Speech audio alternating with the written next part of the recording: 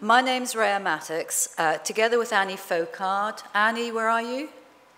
At the door. Together with Annie, we set up the Birdshot Uveitis Society. We founded it just over 2 years ago, so we're not that old. And I think we've become quite powerful because we have so many members. And I think we have so many members because there was such a need for something like this. When you've got a rare disease and you know nobody else with it, and you don't know the prognosis, you don't know what's going to happen to you, it is really very scary. So just by bringing people together and sharing those experiences, people feel a lot better, much more empowered. But I also think one of the amazing things about Birdshot is that it happens to be a form of uveitis, and therefore we happen to see ophthalmologists. And I just think that ophthalmologists in this country are, particularly those who specialise in uveitis, of course, are absolutely amazing and dedicated to working with patients to find out what's happening. And I think the last Birdshot Day was a real learning opportunity where patients and professionals actually exchanged information in a real way, not in a tokenistic way, but professionals were actually listening to what patients had to say, and patients were learning about what's likely to happen to them, what other things they can do to keep themselves well. And it was a very powerful exchange. So in this room is Team Birdshot. And Team Birdshot is incredibly powerful. So thank you, each and every one of you who's here. With the aims of the Birdshot Uveitis Society are to support everybody with birdshot. And that's not necessarily in the UK. It's also elsewhere, and I'll come on to that in a minute. We also provide information not just for people with birdshot. I don't know whether we want to call them patients. I've started calling us birdshotters. So we provide information for us birdshotters and for professionals, because again, as a rare disease, not many people will have the full knowledge. And we as patients, because there's so many of us and we collect all of that information, tend to have better information even than some of the professionals. We want to raise the profile, and we've been achieving that. And the reason to raise a profile is to make sure that it's fully understood and we get better treatment. And we want to build a birdshot community, and I think we've achieved that. This is the birdshot community. Welcome to Team Birdshot, everybody. One of the things that we wanted to achieve from the first Birdshot Day back in 2010 now, 18 months ago, was make sure that people gain something from it. And Narcissus has already talked about what has happened, what has changed since then.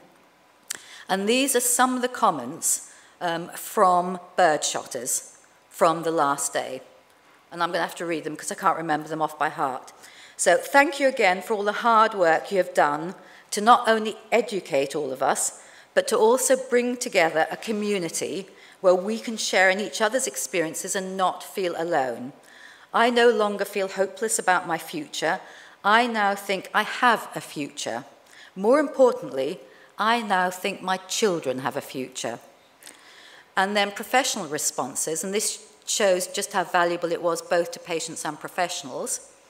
One comment was, Birdshot Day was highly extraordinary and an opportunity for us as healthcare professionals to reflect and gather our thoughts pertaining to our patients.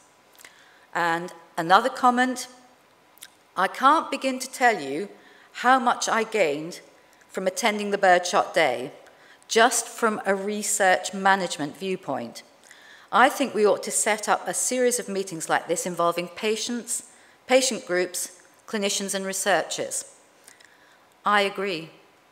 I think the value of the Birdshot Days has shown how important it is to bring together patients, or birdshotters as I like to call us, families and friends and healthcare professionals and allied professionals, because it becomes a powerful movement. It also becomes hugely incentive. I can't say that word. There's a huge incentive to find the cause, better treatment, cure, prevention.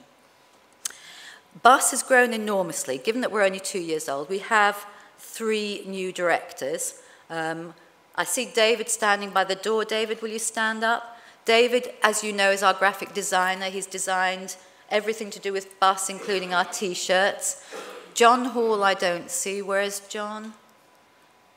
John's hiding somewhere. Peter, I do see. Peter, if you could stand up. Peter at the back. Peter looks after all our finances.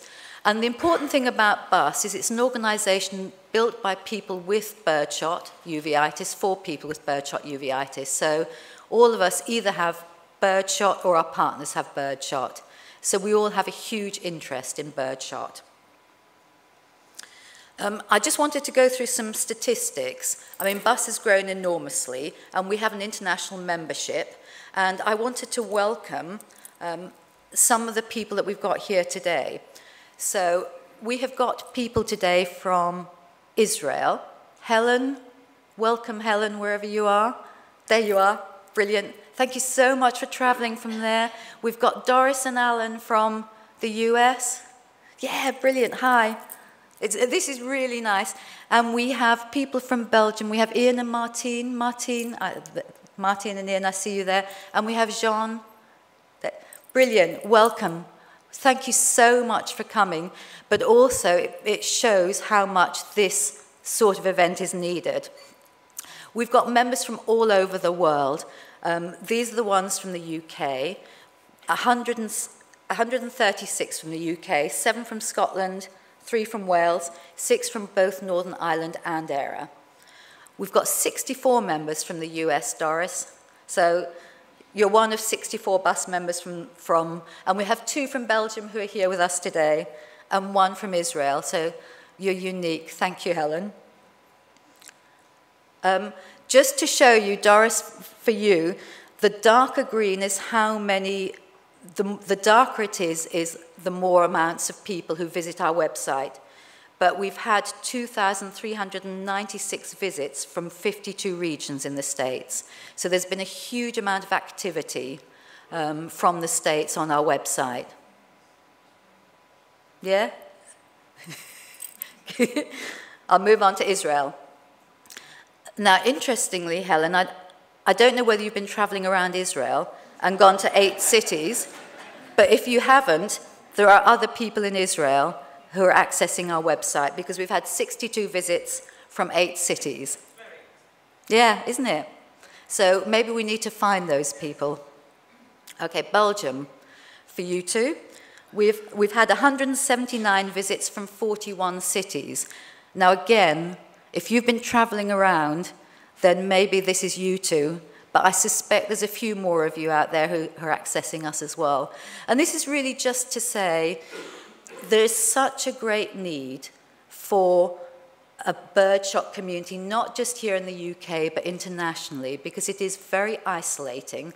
And many of you who are here for the first time have only just today, or last night when you arrived, met another birdshot person, or a birdshotter as I call us. And it is an incredibly liberating experience to meet somebody else with birdshot. Okay, for us here in the UK, we were talking about this last night, about interesting facts, and we found one tiny little village which has got 2 people with birdshot, and we also know there's overrepresentations in other parts of the UK. So we need to look at this a bit more carefully. But as you can see, there's huge activity from the big cities, from conurbations. It'll be interesting to do a bit more work on this, and we promise we'll do that for the next Birdshot Day. Okay, I just wanted to tell you that it was Rare Disease Day on the 29th. February the 29th every year is Rare Disease Day. If there isn't a February the 29th, it falls on the 28th. But the reason we held this conference today was it was the closest Saturday to Rare Disease Day, and we are a rare disease. As you know, we span 4 worlds: the eye world, the uveitis world, the rare disease world, and the autoimmune world. And we try to work across all of them. Rare diseases and the rare disease strategy is so important to us because it's how we get our medication and how we get our treatment. Rare Disease Days Rare Disease UK is here today. I don't know where Stephen Nutt is. Are you in the audience? There you are. Stephen over there. So, Stephen, Rare Disease UK developed a rare disease strategy which they presented to Parliament last year, to a parliamentary reception.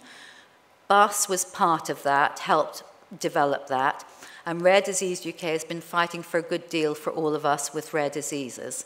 So Stephen's got a stand out there. The government rare disease strategy has been published on the 29th. We are not altogether happy with it. We don't think it's strong enough, and we really need some help. Rare Disease UK needs some help. We need your comments, we need your feedback. We need to get a better rare disease strategy. So please see Stephen over the lunch break and the coffee breaks. And I also want to say that at the lunch break, Dr. Edmund Jessup, who is the medical advisor to Agnes. Agnes is the advisory committee to the government on rare diseases. Edmund Jessup will be here as well, and he'll be with Stephen, and he can talk about the changes in 2013 and what's happening around rare diseases. So just to let you know that the reason we held today was because of Rare Disease Day. All the thanks. I wanted to thank all of you for being here, and particularly thanks to Karen and Louise. I don't know where they are. They're probably still busy. Are they? Yeah. They're out there working. Karen and Louise helped Annie and I organise all of this. They took a massive burden off our shoulders, and we couldn't have achieved it without them, so thank you. Wanted to thank everybody within BUS and our directors, and all of you who've made it possible, and just again to say thank you to our sponsors, because we couldn't be here without you.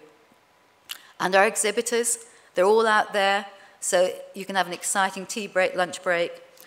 This is our contact details, and thank you very much indeed. And I'll be talking a bit later as well, so you haven't seen the last of me. Thank you.